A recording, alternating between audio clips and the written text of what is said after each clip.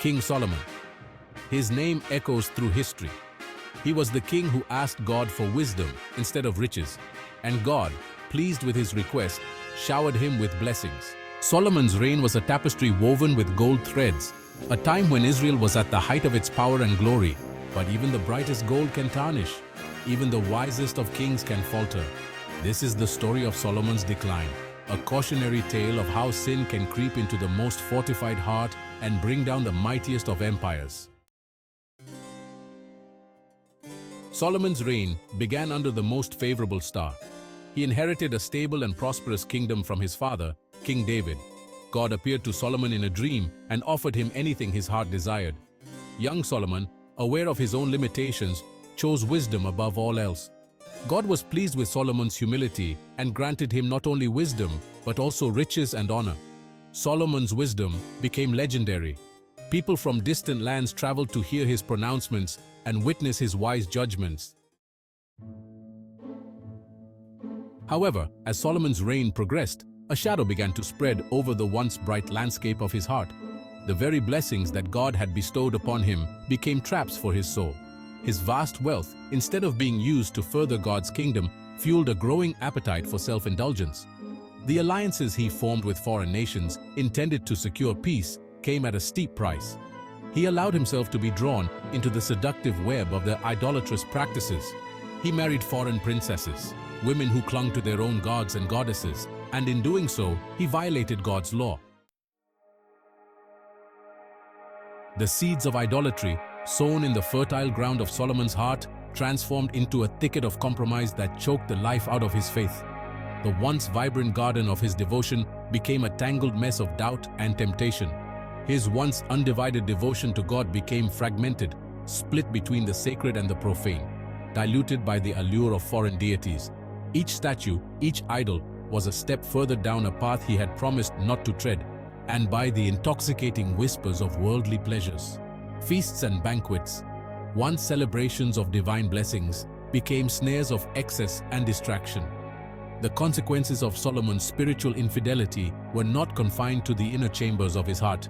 They spread like a shadow, touching every aspect of his life and reign. As the king strayed, so did the nation.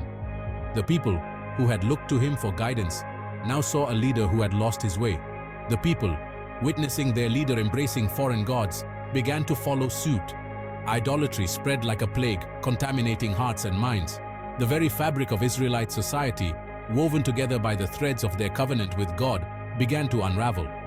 The traditions and values that had united them were now at stake. The unity that David had forged, a unity built on a shared faith and a common purpose, began to fracture under the weight of Solomon's spiritual compromises. The kingdom, once strong and united, now faced the threat of disintegration. Section 5. The weight of sin. The consequences of Solomon's actions were far-reaching and devastating. The kingdom that had once been a beacon of unity and strength was torn apart by internal strife and idolatry. The people, once passionately devoted to Yahweh, turned to idol worship, embracing practices that were an abomination to God. The peace and prosperity that had characterized the early years of Solomon's reign gave way to unrest and uncertainty. The kingdom plunged into a period of decline, a shadow of its former glory. Solomon, in his final days, carried the weight of his choices. Section 6. A legacy tarnished. As he looked back on his life, a profound sense of disillusionment washed over Solomon. He, who was once the wisest and richest of kings, now found himself surrounded by memories of wrong choices and missed opportunities. The vast wealth, the unparalleled wisdom, the adoring crowds, it all seemed meaningless in the face of his spiritual failure. He realized that despite having everything the world could offer, he lacked inner peace. He had achieved all that the world deemed valuable, yet he felt empty, his heart heavy with regret. Riches and power could not fill the void he felt in his soul. It was during this period of reflection that Solomon penned the words of Ecclesiastes, a book that lays bare the futility of chasing worldly pleasures and achievements apart from God. He wanted future generations to learn from his mistakes. "Vanity of vanities," he wrote, "all is vanity." His words echoed the bitter truth he had discovered too late. the man who had tasted the pinnacle of earthly success, declared it all meaningless in light of eternity. He hoped his story would serve as a warning to those who came after him. Section 7. Echoes of Ecclesiastes. In the Book of Ecclesiastes, we hear the echo of Solomon's broken heart, the lament of a king who tasted all that life had to offer and found it wanting. "I have seen all the works that are done under the sun," he wrote, "and indeed, all is vanity and grasping for the wind." These words, etched with the pain of regret, are a stark reminder that true satisfaction cannot be found in the pursuit of wealth, power, or even wisdom itself. They point us to a deeper truth, that our hearts are restless until they find their rest in God. What has been will be again. What has been done will be done again. There is nothing new under the sun. These words, laden with the weight of disillusionment, flow from the pen of a king who had scaled the heights of human achievement and found it lacking. The man who had it all, wisdom, wealth, power, looked out at the world with eyes dimmed by regret and declared it all vanity.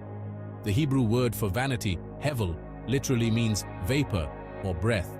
Solomon's conclusion, born out of bitter experience, was that apart from God, life is nothing more than a chase after the wind.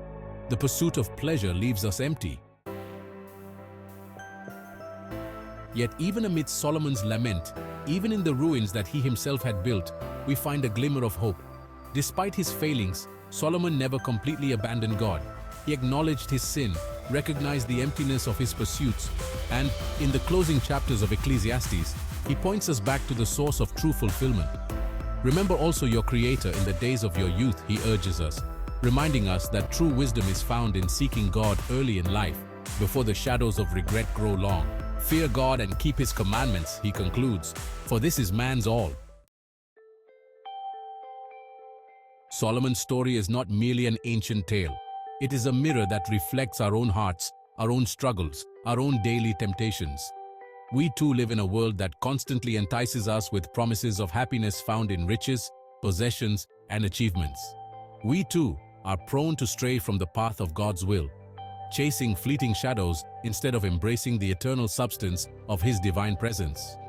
But Solomon's story also offers us hope. It reminds us that, even when we stray, even when we make devastating choices, God's love remains steadfast. As we reflect on the life of Solomon, one of the wisest and richest kings in history, let us remember that true wisdom is not about intellectual prowess or worldly success, but something far deeper and more spiritual. True wisdom begins with the fear of the Lord, a reverent respect and profound awe for His majesty.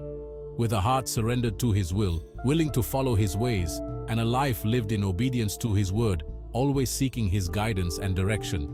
Let us not make the same mistakes that Solomon made, chasing empty promises and illusions of grandeur, and neglecting the one who holds the key to true fulfillment and inner peace.